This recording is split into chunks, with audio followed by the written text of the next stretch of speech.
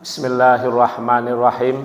Assalamualaikum warahmatullahi wabarakatuh. Alhamdulillahilladzi hadana lihada wa ma kunna linahtadiya laula an hadanallah. Laqad ja'at rusulu rabbina bil haqq wa nudu antilkumul jannatu uristumuha bima kuntum ta'malun.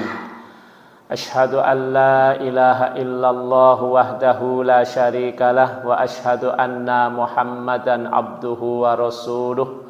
Allahumma salli wa sallim ala sayyidina Muhammadin wa ala alihi wa ashabihi ajmain.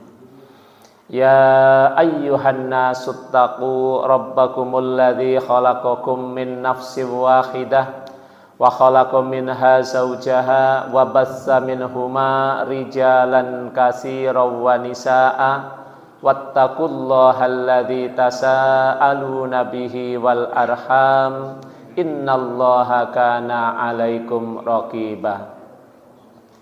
Inna asdaqal hadisi kitabullah wa khairul huda huda Muhammadin sallallahu alaihi wasallam wa syarrul umuri muhdatsatuha inna kulla muhdatsatin bid'ah wa kulla bid'atin dhalalah wa kulla dhalalatin finnar. Jamaah salat subuh, jamaah kajian Ahad pagi ba'da subuh Masjid Nurus Sa'adah, para bapak, para ibu, adik-adik remaja yang semoga selalu dalam keberkahan, selalu melaksanakan ketaatan kepada Allah, selalu meninggalkan maksiat dan mengedepankan akhlakul karimah. Bersyukur kehadirat Allah atas segala nikmat yang Allah karuniakan kepada kita. Dan semoga dengan syukur kita terhindar dari azab Allah yang pedih, dan Allah berkenan untuk menambah kenikmatan kepada kita semua. Dan salawat kepada Rasulullah Muhammad sallallahu alaihi wasallam, manusia terbaik sepanjang zaman, manusia yang telah mengajarkan tentang ibadah secara terang benderang kepada kita secara sempurna, tidak harus ditambah, tidak harus dikurangi. Kita tinggal melaksanakan sami'na wa ata'na. Dan manusia yang telah memberikan kepada kita perihal tentang muamalah disertai dengan contoh-contoh nyata yang bisa kita lakukan untuk keselamatan kita di dunia dan di akhirat, sekaligus sebagai bekal untuk kita menghadap kepada Allah pada hari kiamat kelak.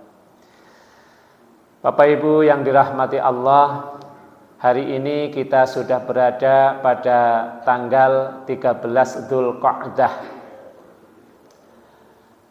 termasuk hari-hari putih atau ayyamul bidnya. Disunahkan juga kalau jamaah ada yang berpuasa, bisa berpuasa tanggal 13, 14, 15. Dzulqa'dah itu termasuk bulan yang dimuliakan, termasuk bulan yang dipilih oleh Allah. Secara bahasa, Dzulqa'dah terdiri dari kata dzu yang artinya memiliki, kemudian al-qa'dah adalah tempat yang diduduki. Orang-orang Arab baik sebelum Islam maupun setelahnya memuliakan bulan Dzulqa'dah dengan tidak banyak melakukan perjalanan, tidak pula melakukan peperangan karena termasuk bulan mulia, sehingga mereka lebih banyak berdagang, kemudian juga banyak duduk, bertempat tinggal. Sehingga mereka melaksanakan semacam festival kalau zaman sekarang untuk memamerkan syair-syair, karena ketika orang-orang Arab jahiliyah sesuatu yang dibanggakan salah satunya adalah syair, puisi.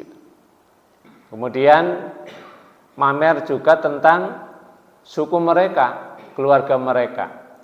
Sehingga mereka membuat pasar yang disebut dengan pasar Ukas, yang menurut sejarah pasar ini dilakukan pada tanggal 1 Dzulqa'dah sampai dengan tanggal 20. Mereka berdagang, mereka memamerkan, kemudian juga mereka berkumpul. Kemudian pada tanggal 20 sampai akhir bulan Dzulqa'dah mereka juga melakukan kegiatan sama dengan pasar yang lain dengan nama pasar Majinnah. Kemudian masuk bulan Dzulhijjah, yang artinya bulan yang di dalamnya ada pelaksanakan ibadah haji, mereka melakukan ritual ibadah haji. Meskipun Islam belum datang, ibadah haji sudah ada sejak purba begitu. Materi kali ini tentang bulan Dzulhijjah, yaitu bulan yang dimuliakan oleh Allah, dan pemuliaan sesuatu itu tentu didasarkan atas pilihan yang telah Allah tetapkan. Sebagaimana Allah telah berfirman di dalam surat Al-Qasas ayat 68, A'udzu billahi minasyaitonir rajim. Wa rabbuka yakhluqu ma yasha'u wa yahtar. Makana lahumul khiyarah. Subhanallahi wa ta'ala amma yusyrikun. Dan Tuhanmu telah menciptakan dan telah memilih apa yang Dia kehendaki. Sekali-kali tidak ada bagi mereka pilihan. Maha suci Allah dan maha tinggi dari apa yang mereka persekutukan. Nah, jadi sesuatu yang dipilih oleh Allah, sesuatu yang diciptakan oleh Allah adalah bersifat mutlak untuk kita ikuti. Allah menciptakan bumi, kemudian di atas bumi itu ada tempat-tempat yang dimuliakan, dipilih oleh Allah. Ada Makkah Al-Mukarramah, ada Masjid Nabawi, ya, tanah suci, kemudian juga ada Baitul Maqdis. Allah juga menciptakan waktu 12 bulan. Di antara 12 bulan itu Allah memilih 4 bulan yang dimuliakan, 3 bulan yang berurutan, yaitu Dzulqa'dah, Dzulhijjah, Muharram, kemudian ditambah dengan bulan Rajab. Nah, Allah juga telah menciptakan manusia, dan di antara manusia-manusia itu ada yang dipilih oleh Allah menjadi nabi, ada yang dipilih oleh Allah menjadi nabi dan rasul. Allah telah memilih rasul terakhir Muhammad sallallahu alaihi wasallam. Dan ini harus kita ikuti, tidak ada pilihan. Maka ketika orang-orang Yahudi yang di dalam kitab mereka Taurat itu disebutkan akan datang seorang rasul begitu, mereka sangat menunggu. Dan mereka sangat berharap rasul itu berasal dari golongan mereka, dari orang-orang Yahudi. Karena sebagian besar rasul itu memang dari orang-orang Yahudi. Beratus-ratus tahun mereka menunggu, kemudian setelah Allah tetapkan, Allah memilih rasul itu Muhammad bukan dari golongan Yahudi. Sebetulnya mereka tahu berdasarkan tanda-tanda ciri-ciri yang ada pada Taurat. Namun karena mereka tidak mau mengakui kecuali dari golongan mereka, ya mereka mengingkari. Ini yang disebut dengan tidak ada pilihan bagi mereka. Nah, akhirnya mereka mengingkari dan oleh Allah disebut sebagai kaum yang sesat begitu. Bapak Ibu yang dimuliakan Allah, bulan Dzulhijjah adalah salah satu bulan yang dimuliakan oleh Allah, dan berdasarkan keterangan-keterangan bulan ini sangat mulia, bulan yang dipilih oleh Allah untuk beramal soleh. Jadi Allah menetapkan bulan yang mulia itu, waktu-waktu yang mulia untuk diisi dengan amal-amal kebaikan, dengan amal-amal soleh. Antara lain disebutkan dalam hadis dari Al-Bukhari rahimahullah, dari sahabat Ibnu Abbas radhiyallahu anhuma, Rasulullah sallallahu alaihi wasallam telah bersabda, ma min ayyamin al amalus shalihu fiha ahabbu ilallahi min hadhil ayyam, yakni ayyamul ashir. Qalu ya Rasulullah walal jihad fi sabilillah, qala walal jihad fi sabilillah illa rajulun kharaja binafsihi wa malihi summa lam yarji min dzalika bisyai'in. Ini diriwayatkan oleh Bukhari, rawahul Bukhari, dari sahabat Ibnu Abbas radhiyallahu anhu, Rasulullah telah bersabda, tidak ada hari di mana amal solih pada saat itu lebih dicintai oleh Allah Subhanahu wa ta'ala daripada hari-hari ini, yaitu 10 hari dari bulan Dzulhijjah. Mereka bertanya, ya Rasulullah, tidak juga jihad fi sabilillah? Rasulullah menjawab, tidak juga jihad fi sabilillah, kecuali orang yang keluar berjihad, berangkat perang dengan jiwa dan hartanya, kemudian tidak kembali dengan sesuatu apapun. Terbunuh, harta bendanya, perlengkapan perangnya, atau mungkin kudanya dirampas menjadi harta rampasan perang. Jadi 10 hari di bulan Dzulhijjah berdasarkan hadis ini adalah saat-saat yang Allah mencintai amal-amal solih kita, melebihi ketika di luar 10 hari pertama di bulan Dzulhijjah. Bahkan sahabat ada yang penasaran sehingga bertanya, termasuk melebihi berperang, berjihad fisabilillah. Kita ketahui bahwa berjihad, berperang itu adalah amal yang luar biasa, butuh keberanian, butuh modal, juga bertaruh nyawa. Ini lebih dicintai oleh Allah amal 10 hari di bulan Dzulhijjah. Kecuali, kata Rasulullah, orang yang berjihad kemudian terbunuh dan tidak kembali apapun dari mereka. Ini lebih dicintai oleh Allah daripada amal yang disebutkan.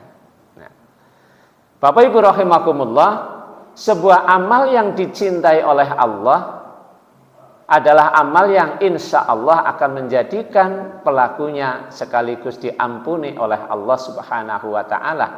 Karena orang yang beramal, amal itu dicintai oleh Allah, Allah juga pasti mencintai orang tersebut. Di dalam Al-Quran juga disebutkan surat Ali Imran, Qul in kuntum tuhibbunallaha fattabi'uni yuhibbukumullahu wa yaghfir lakum dzunubakum. Katakanlah wahai Muhammad, jika kamu mencintai Allah, maka ikutilah aku. Niscaya Allah akan mencintai kalian, Allah akan memberikan ampunan kepada kalian. Oleh karena itu Bapak Ibu, jangan lewatkan 10 hari pertama di bulan Dzulhijjah. Kami sampaikan pada hari ini karena masih ada persiapan, masih ada waktu. Dan barangkali tentang 10 hari pertama di bulan Dzulhijjah sudah banyak disampaikan. Bapak Ibu bisa juga mengikuti kajian-kajian, baik yang online maupun yang secara langsung. Tapi Masya Allah, mudah-mudahan Allah membuka kesadaran kita, membuka pintu hati kita untuk menerima hidayah. Dan barangkali dengan kehadiran Bapak Ibu pada pagi hari ini, panjenengan sudah tahu amalan-amalan di 10 hari pertama di bulan Dzulhijjah sudah lama. Tapi mudah-mudahan ketika panjenengan hadir pada suatu majelis, panjenengan ngeh begitu, seperti berniat, berazam sejak itu. Nah, inilah yang disebut dengan hidayah, supaya kita bisa beramal. Kemudian dalam keterangan hadis yang lain diriwayatkan oleh Imam Ahmad dari sahabat Ibnu Umar radhiyallahu anhuma, Nabi Shallallahu alaihi wasallam juga bersabda, tidak ada hari yang paling agung dan amat dicintai oleh Allah untuk berbuat kebajikan di dalamnya daripada 10 hari Dzulhijjah ini. Maka perbanyaklah pada saat itu tahlil, takbir, dan tahmid.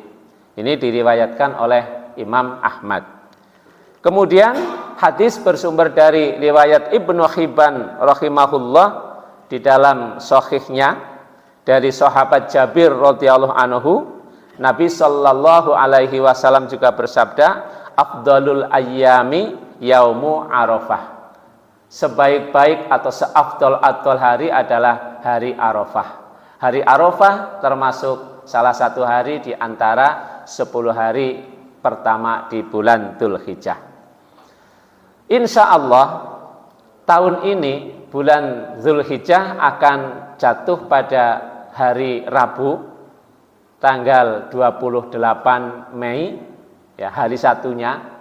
Berarti kalau 10 hari pertama di bulan Dzulhijjah mulai tanggal 28, 29, 30, 31 Mei, kemudian 1 Juni, 2, 3, 4, 5, kemudian tanggal 6 Juninya ini Idul Adha.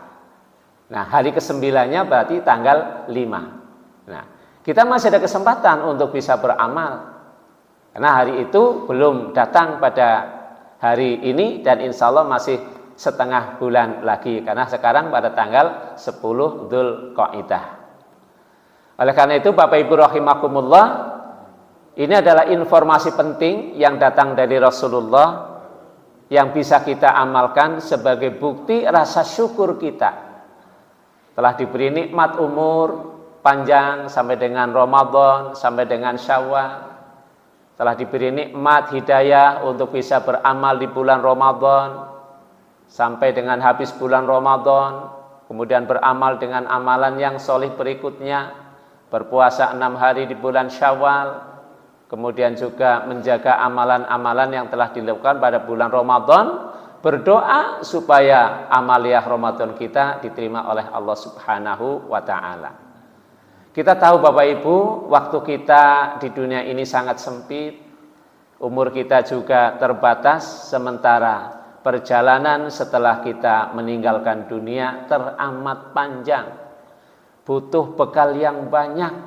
Maka ketika kita mendengar informasi kesempatan untuk beramal, yang amal pada hari itu, pada waktu itu dicintai oleh Allah, diberi pahala yang berlipat, bisa mendatangkan kebaikan, jangan malas dan jangan kita anggaplah anu sunah ikih lah, ora puasa ya ora apa-apa.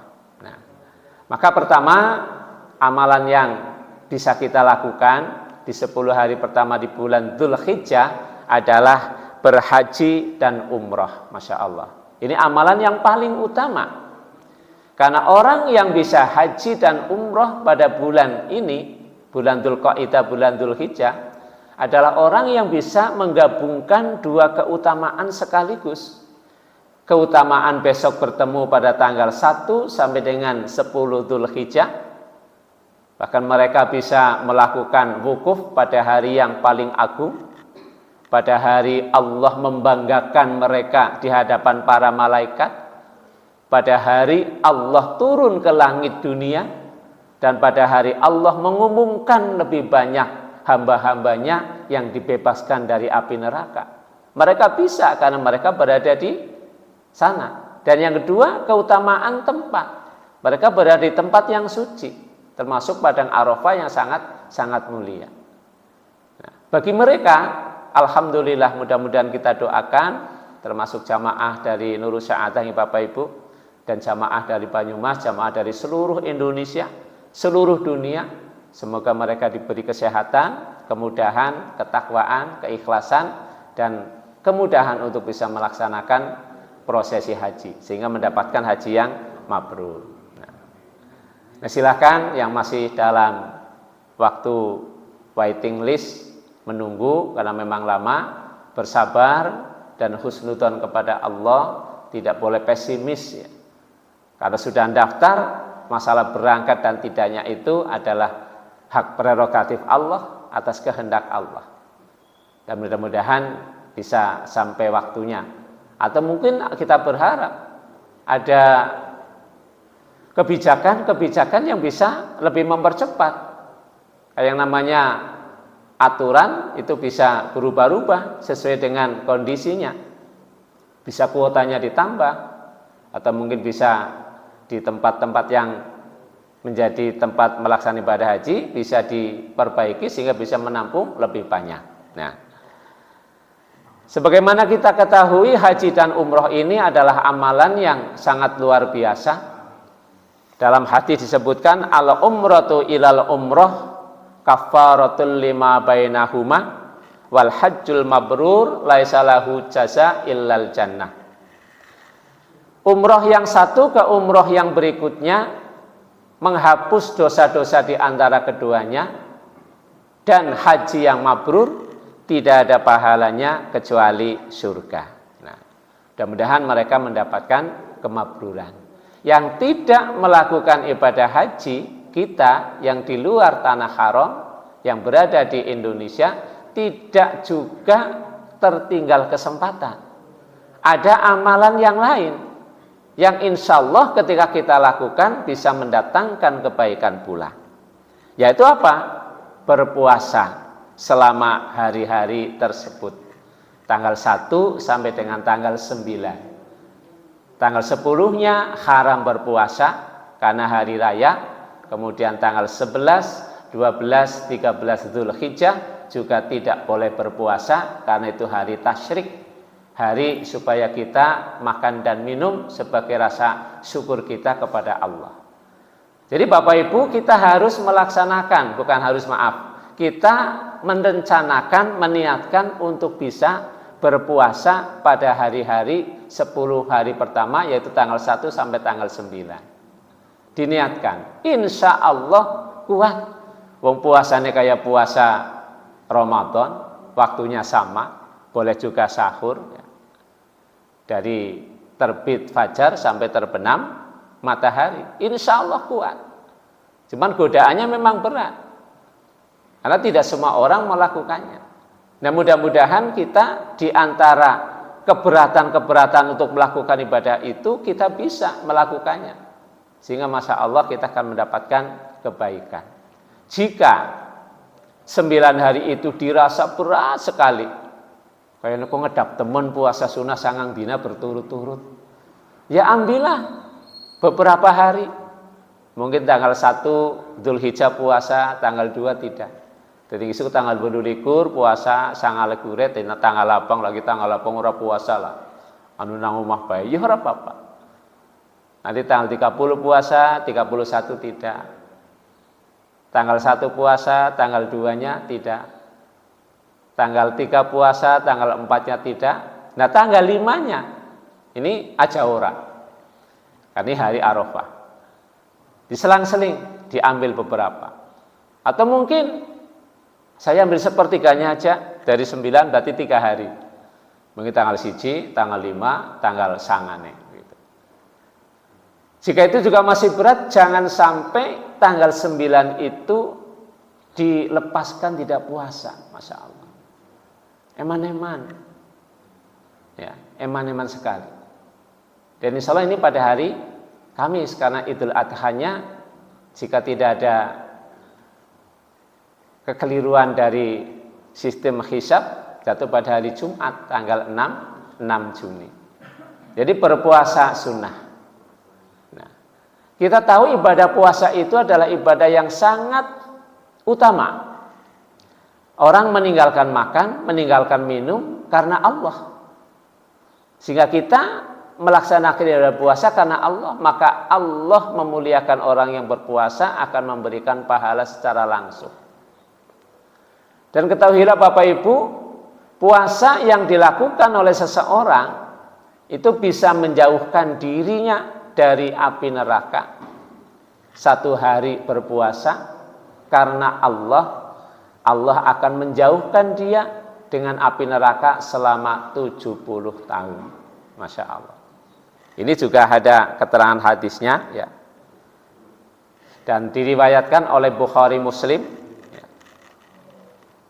Tidaklah seorang hamba berpuasa sehari di jalan Allah, melainkan Allah pasti menjauhkan dirinya dengan puasanya itu dari api neraka selama 70 tahun. Muttafaqun alaih.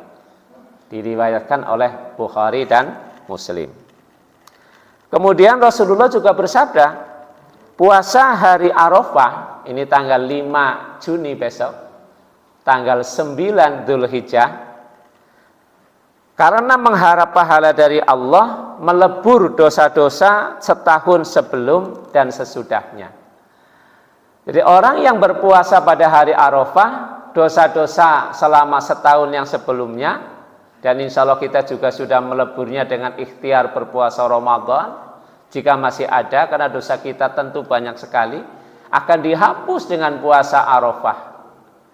Kemudian puasa Arafah ini juga insya Allah akan menjaga, Allah akan menjaga orang yang berpuasa pada hari Arafah untuk tidak melakukan dosa-dosa setahun yang akan datang. Nah, setahun yang akan datang kita belum melakukan dosa dan berpotensi besar untuk melakukan dosa. Dengan puasa Arafah mudah-mudahan Allah menjaga kita dari tidak melakukan perbuatan dosa. Ini efek dari pengaruh positif melaksanakan ibadah puasa Arafah. Meskipun hanya 1 hari melaksanakan ibadah puasa. Jamaah rahimakumullah, yang ketiga, amal yang ketiga, dari yang pertama tadi haji dan umrah, yang kedua berpuasa pada hari-hari 10 hari di bulan Dzulhijjah, tanggal 1 sampai dengan tanggal 9-nya. Yang ketiga adalah takbir dan zikir pada hari-hari tersebut, ya. Sebagaimana Allah berfirman di dalam surat Al-Hajj ayat yang ke-28, ya. Wa yadhkuru smallahi fi ayyamin ma'lumat. Dan supaya mereka banyak menyebut asma Allah pada hari-hari yang telah ditentukan. Para mufassir menyebutkan, menafsirkan bahwa makna dari hari-hari yang telah ditentukan itu adalah 10 hari di bulan Dzulhijjah. Nah, karena pada hari itu ada ibadah haji. Nah, kita dianjurkan supaya banyak berzikir, bisa dengan zikir-zikir yang mudah, ya. Sebagaimana hadis riwayat Ahmad menyebutkan, fa'aksiru fihinna minat tahlil wat takbir wat tahmid. Perbanyaklah pada hari-hari itu dengan tahlil kalimat la ilaha illallah, ya. Tahlil kalimat la ilaha illallah. Kemudian takbir, mengagungkan Allah, Allahu Akbar. Kemudian juga tahmid, yaitu memuji Allah Subhanahu wa ta'ala. Bahkan disebutkan bahwa menurut Bukhari menuturkan bahwa Ibnu Umar dan Abu Hurairah, ini 2 sahabat Nabi, Ibnu Umar, anaknya Umar bin Khattab, dan Abu Hurairah, pada hari-hari 10 pertama di bulan Dzulhijjah mereka bertakbir di pasar, di luar rumah. Nah, anak-anak kan nang pasar kok takbiran begitu. Mereka bertakbir di pasar dengan suara yang keras dan kemudian diikuti oleh orang-orang yang ada di sekitarnya. Barangkali kita tidak sampai mungkin panjenengan mlebu pasar takbiran nang pasar, tapi perbanyak takbir di saat-saat itu, baik di rumah maupun di luar rumah. Jadi kegiatannya adalah takbir, tahlil, tahmid.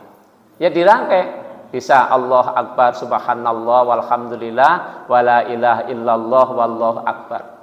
Ini kalimat yang ringkas tapi masya Allah sangat luar biasa. Subhanallah, walhamdulillah, la ilaha illallah, Allahu akbar. Ini sudah memenuhi, ada tasbih, kemudian ada tahmid, kemudian ada tahlil, kemudian ada takbir. Itu diperbanyak. Sambil duduk, kemudian sambil di dalam perjalanan, barangkali sambil menunggu antrian. Mungkin ada yang sedang berobat, ngantri ini suwe banget, dokternya urung teka.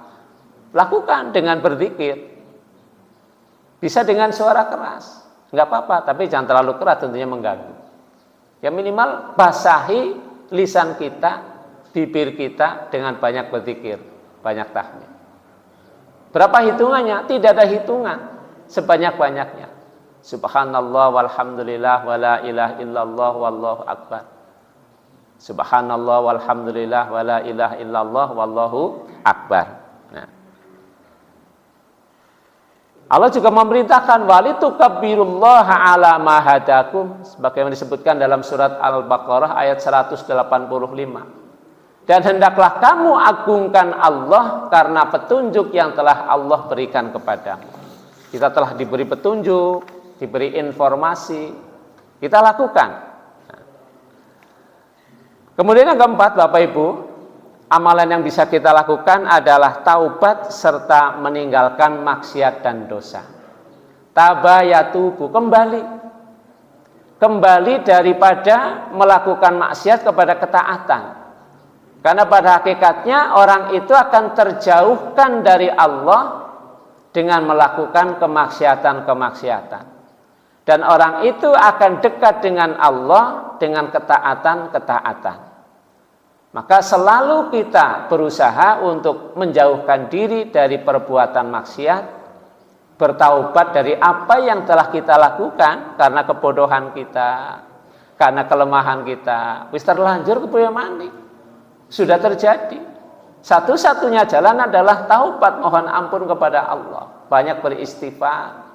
Bisa dengan bahasa Arab, bisa dengan bahasa Jawa, dengan bahasa Indonesia. Intinya adalah mengakui kita itu banyak berdosa, banyak kesalahan, kemudian mohon kepada Allah untuk mengampuni kesalahan-kesalahan kita.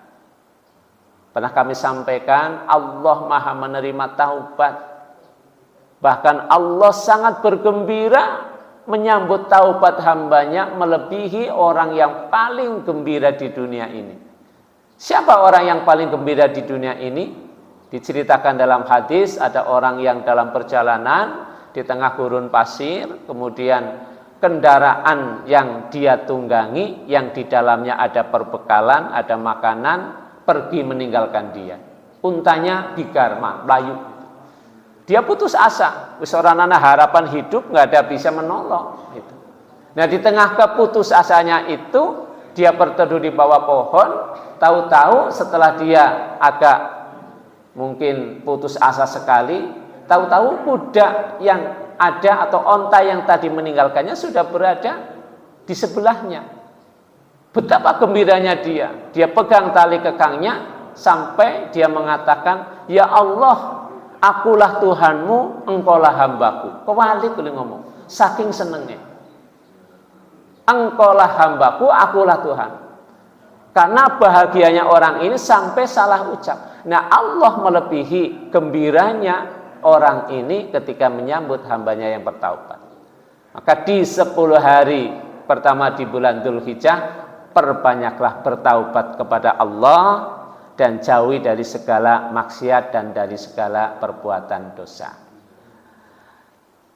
Pahala pada bulan yang dimuliakan oleh Allah dilipat gandakan, dan analoginya juga perbuatan dosa yang dilakukan pada bulan-bulan yang dimuliakan oleh Allah termasuk Dzulhijjah adalah juga secara kuantitas dosanya akan ditingkatkan. Nah, yang kelima, Bapak Ibu rahimakumullah, banyak beramal solih. Nah, amal solih, kita tidak diberi batas untuk melakukan amal solih kecuali kematian.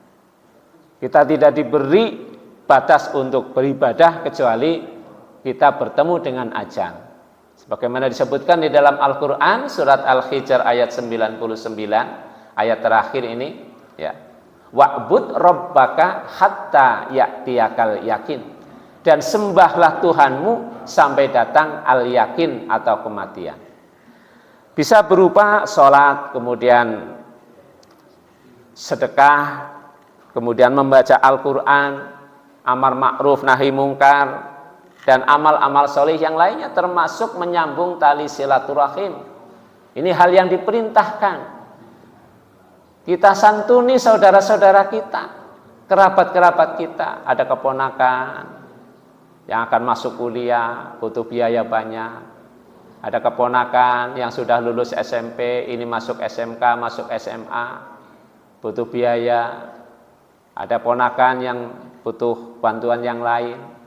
Nah, ini banyak kesempatan untuk kita beramal. Keluarkan sebagian dari rezeki yang Allah berikan kepada kita untuk mereka. Sebagian saja, tidak semuanya. itu akan menjadikan kita mendapatkan banyak keberkahan. Masya Allah. Tidak ada yang dibawa mati, harta yang kita miliki kecuali yang telah diinfakkan kepada Allah. Nilainya akan terbawa mati. Jadi jangan semua ditinggalkan untuk anak-anak kita. Gunakan untuk keperluan kita. Antara lain yang paling utama adalah bersedekah ketika masih kita sehat dan masih hidup. Jangan tunggu kita sakit. Jangan tunggu kita tua. Apalagi jangan tunggu kita mati. Kemudian anak-anak kita yang bersedekah atas nama kita yang sudah meninggal.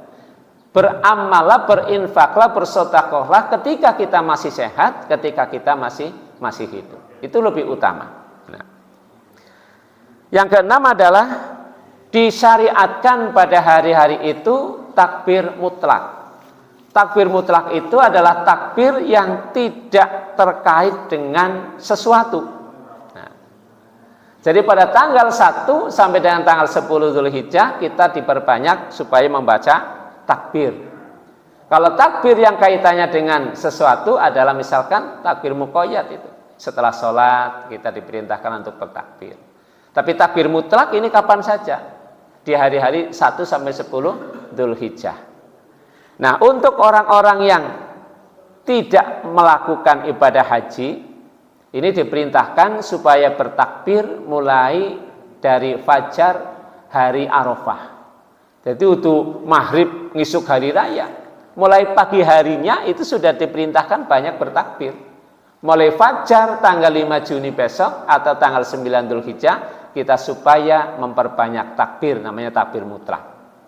Orang yang berhaji mulai bertakbirnya adalah ketika selesai melakukan kegiatan, yaitu dimulai sejak zuhur hari raya kurban. Jadi setelah mereka melempar jamarah Aqobah, kemudian mereka berganti talbiyah dengan membaca takbir menuju Masjidil Haram kalau bisa untuk melakukan tawaf ifadah. Tapi kalau langsung, kalau kondisinya memungkinkan. Tapi kalau saat ini dari beberapa keterangan dan yang kita alami itu sulit karena jadwal kita biasanya setelah zuhur asar di hari 10 Dzulhijjah. Kalau mau langsung ke Haram nanti takutnya maghrib kita belum sampai ke Mina lagi. Padahal ketentuannya maghrib tanggal 10 sore itu sudah harus sampai di Mina kembali untuk bermalam di Mina 2 atau 3 hari. Nah kalau belum berarti tawaf ifadahnya ditunda besok atau mungkin setelah juga selesai melakukan prosesi di Mina. Ini juga masih diperbolehkan. Perbanyaklah takbir mulai dari terbit fajar hari Arafah sampai dengan melaksanakan sholat Id, yaitu pada tanggal 10 Dzulhijjah. Yang ketujuh, berkurban Bapak Ibu. Nah, pada hari-hari Nahar, pada hari Nahar dan hari-hari Tasyrik. Hari Nahar itu 10 Dzulhijjah. Ini paling utama untuk memilih binatang kurban. Ini jatuh pada hari Jumat, tanggal 6 Juni. Dan boleh juga disembelih pada hari-hari Tasyrik. Biasanya ada pertimbangan. Masjid yang di situ banyak binatang kurban, kalau disembelih pada hari 10 Dzulhijjah, hari Jumat, waktunya pendek. Nah, ada yang mempertimbangkan kita sembelih saja hari Sabtu, mulai mungkin jam 2 malam, biar nanti selesainya cepat. Ini juga ada yang seperti itu. Tapi yang lebih utama sesuai dengan sunnah adalah selesai melakukan sholat Id, kemudian diteruskan dengan pemotongan hewan kurban. Monggo Bapak Ibu diniatkan, jangan pelit, jangan eman-eman untuk melakukan ibadah kurban. Dan kurban itu tidak cukup ketika sudah pernah aku tahu kurban sepisan. Jangan. Selama dia masih memiliki kemampuan untuk membeli binatang kurban, berkurbanlah. Karena ancamannya begitu berat. Rasulullah menyampaikan orang yang memiliki kemampuan untuk berkurban tetapi dia tidak mau berkurban, jangan dekat-dekat tempat sholat kami. Artinya apa? Diusir begitu. Secara halus diusir. Nah, maka jangan pelit untuk berkurban. Mari kita kurban dengan niat mendekatkan diri kepada Allah Subhanahu wa ta'ala. Bisa dengan 1 ekor domba atau mungkin dengan 1 ekor sapi untuk patungan 7 orang. Nah, kalau onta itu bisa untuk 8 orang. Nah, misalkan kalau 4 orang mampu membeli 1 ekor sapi, lebih utama, tidak harus 7. Biasanya panitia jadi grup terakhir kurang loro kepriwe. Nah, kalau memang 8 orang itu bisa, maaf, kalau 5 orang itu kurang 2 dari 7 bisa membeli 1 ekor sapi, belilah. Ya, belilah. Mungkin ya sing ora rega 20 juta, mungkin rega yang 21 juta, atau mungkin 22 juta. Ini bisa. 3 orang juga bisa. Ya, paling utama 1 orang kalau bisa 1 ekor sapi. Luar biasa. Ya. Yang berikutnya, yang ke-8, dilarang mencabut atau memotong rambut dan kuku bagi orang yang hendak berkurban. Ini Bapak Ibu, ketika panjenengan sebagai kepala keluarga, ini keterangannya yang hendak berkurban. Yang berkurban itu biasanya kan kepala keluarga. Ini yang dibetulkan. Jadi panjenengan kurban itu tidak harus namanya gantian. Misalkan satu keluarga ada 5 orang, bapak, ibu, 3 anak. Kita tahun dia bapake, tahun isuk ibune, tahun ngarepe anake, tahun ngarepe anake, enggak usah. Satu kurban untuk satu keluarga yang diatasnamakan yang paling baik kepala keluarganya. Dan kepala keluarga inilah yang diperintahkan oleh Rasul ketika tanggal 1 sampai dengan saat penyembelihan binatang kurban tidak boleh bercukur atau mencabut bulu yang ada di badan, kemudian tidak boleh memotong kuku. Hikmahnya apa? Tentu ada hikmahnya. Kita tidak usah kemudian siapa maksudnya, apa maknanya. Apakah itu bukan hewan kurbannya yang dilarang dipotong kuku dan rambutnya? Ya, secara tekstualnya itu ya orang yang akan berkurban tidak boleh memotong atau mencukur rambut, memotong kuku dan mencukur rambutnya.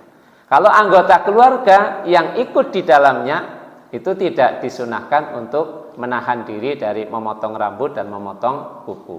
Jadi cukup yang berkorban saja. Nah, ini juga perintah dari Nabi. Kalau kita melakukannya, berarti kita mentaati, melaksanakan sunnah Rasulullah Shallallahu Alaihi Wasallam.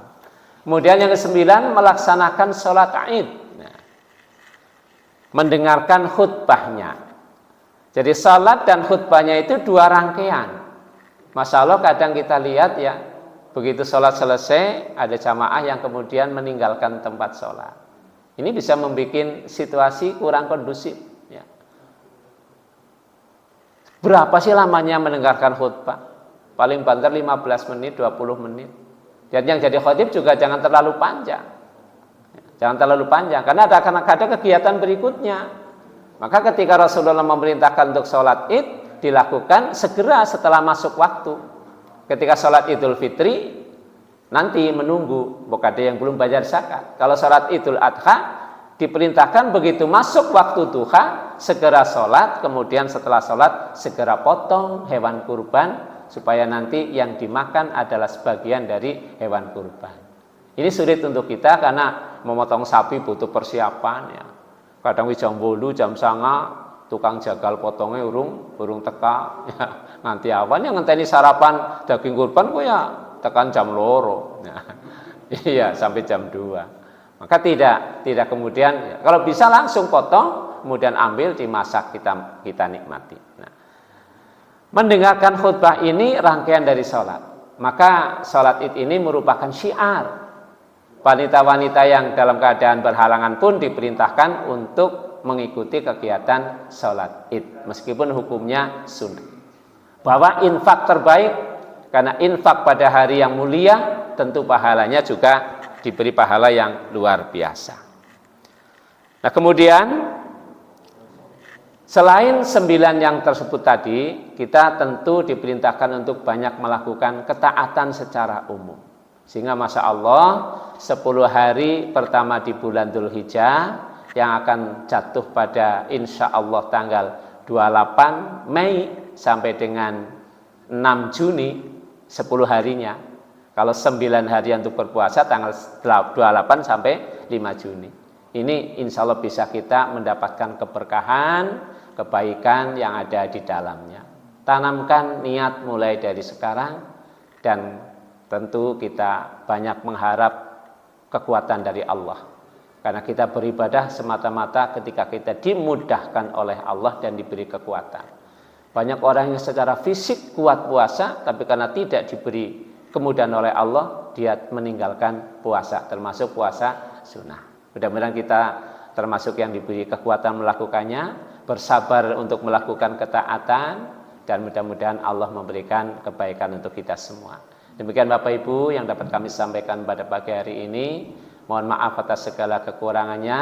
Mudah-mudahan bermanfaat, dan subhanakallahumma wa bihamdika asyhadu an la ilaha illa anta astaghfiruka wa atubu ilaik wal afu minkum. Assalamualaikum warahmatullahi wabarakatuh.